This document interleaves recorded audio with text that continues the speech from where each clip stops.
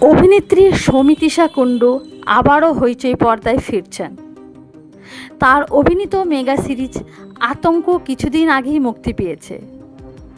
ধারাবাহিকের আদলে তৈরি এই সিরিজের 24টি পর্ব দেখানো হয়েছিল, কিন্তু গল্প ছিল অসম্পূর্ণ।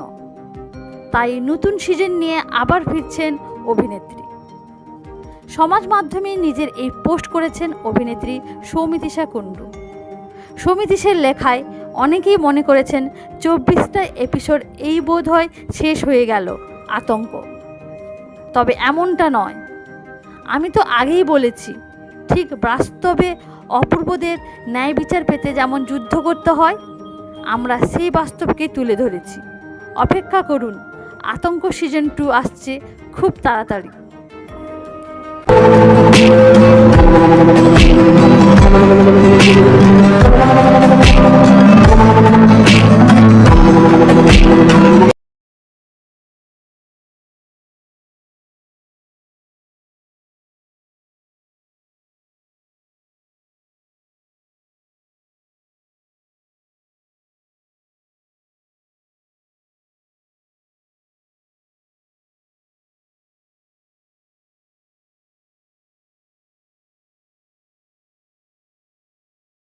উল্লেখ্য, গত কয়েক সপ্তাহ ধরে রণজয়ের প্রায় প্রতিটি পোস্টেই ভেসে আসছিল একটাই প্রশ্ন, সমাপ্তি কোথায়?